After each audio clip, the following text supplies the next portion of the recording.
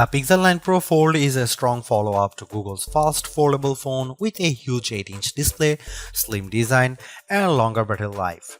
But the weaker software and camera improvements make it a tough sell at $1799 US, especially when compared to rival devices like the OnePlus Open. Google's first stab at a foldable phone with the Pixel Fold wasn't quite a home run, but it at least gave consumers another option beside Samsung's foldables. With the Pixel Fold successor, however, there's a lot more pressure because the new Pixel 9 Pro Fold competes against breakout devices like the OnePlus Open as well as the recently released Galaxy Z Fold 6.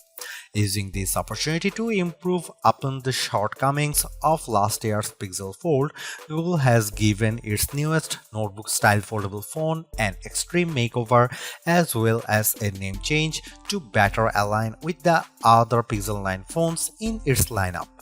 You get the largest display yet in a foldable at 8 inches, a brighter screen, and numerous camera upgrades. Google's also banking on new AI features to hopefully propel the Pixel 9 Pro Fold over its foldable rivals. In my Pixel 9 Pro Fold review, I will tell you if all the new changes are enough to give this device that prestigious title of Best Foldable Phone. Now that the novelty of foldables has dissipated, it's going to take the Pixel 9 Pro Fold a whole lot more than just flexing to convince people it's worth the money.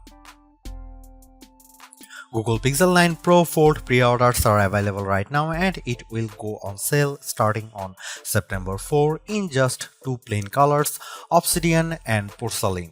I wish that Google offered at least a third color option just to give people something else to consider, even if there are several brightly colored Pixel 9 Pro Fold cases available for this device. I also think it's a tough position with the Pixel 9 Pro Fold's base starting price of $1799 US with 256 GB of storage. While that's easier to swallow than the outrageous $1899 US cost of the Galaxy Z Fold 6 in the US, it's nowhere close to the OnePlus Open's lower cost of $1699 US, which is made better with sales and trade-in offers that get the price down to as low as $1399 US. It's also worth noting that the OnePlus Open comes with a whopping 512 GB of storage with the base model, making it tougher to justify the Pixel 9 Pro Fold's value. Almost instantly the moment I first saw it, I thought to myself that this should have been the original design for the Pixel Fold. I am struck by the improvements, specifically by the new aspect ratio, sturdier hinge design, subtle crease, and the smaller bezels around the main display. There is also the new camera arrangement on the back, which ditches the horizontal bar in favor of a rectangular cutout. Even more impressive is just the overall solid construction of the Pixel 9 Pro Fold, which was one of the criticisms I had about the original Pixel Fold. It didn't feel as polished, so I'm ecstatic that it feels much more substantial. It's also one of the skinniest and lightest foldables around at just 0.2 inches unfolded and 0.4 inches folded, while tipping the scales at a modest 9.1 ounces. Everything about the design of the Pixel Fold 9 Pro is fantastic, including its IPX8 rating, but it is still shy of matching the stylish looks and incredible construction of the OnePlus Open. Just when I thought we couldn't get any bigger screens in foldables, the Pixel 9 Pro Fold does exactly that by exceeding the screens found in rivals like the Z Fold 6 and OnePlus Open with the 8-inch 2076 by 2152 Super Actua display that serves as its main panel. The OLED-based screen looks stunning, crisp, and detailed like it should for its price. I much prefer its size this time around thanks mainly to how the Pixel 9 Pro Fold's outer 6.3-inch actual display sports a 20:9 aspect ratio, which makes the inner screen more square when unfolded. Due to this, apps fits better when they are running side by side on the inner screen. But what's most compelling about the new display is that it leaps and bounds brighter than its predecessors. In our benchmark testing, the 8-inch Super Actual display hits a peak brightness of 2319 nits, more than double the Pixel Fold's brightness, which is an impressive amount. Sure, it doesn't quite reach Google's claim of 2700 nits, but it's close. As a result, I am able to see the screen much more easily on a sunny day than any other notebook-style foldable out there. Honestly, it's a visual treat to the eyes whenever I play a 4K HDR clip on YouTube because it's accompanied by rich colors and wide viewing angles. There is simply no other foldable with a brighter screen than the Pixel 9 Pro Fold, and for that I need to give Google credit here because it's very rare that our testing gets close to a phone maker's rating. For a foldable phone, Google doesn't skimp out on the cameras with the Pixel 9 Pro Fold. On paper, the specs seem all too familiar: a 48MP main camera, 10.5MP ultra-wide, 10.8MP telephoto with 5x optical zoom, and a 10MP selfie shooter. However, there are some minor differences related to their aperture and field of views that benefits the Pixel 9 Pro Fold. In addition to a robust camera system, I really enjoy the Pixel Camera app because of the shooting modes it offers. New this year is the introduction of the Mode You Look feature, which displays these animated cartoons on the cover screen to attract the attention of kids and keep them looking at the camera long enough to get a decent shot.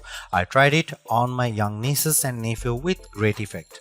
Other camera features new this year include a revamped panorama mode and the Add Me feature that uses augmented reality and AI that allows the photographer taking the photo to be part of the photo later on.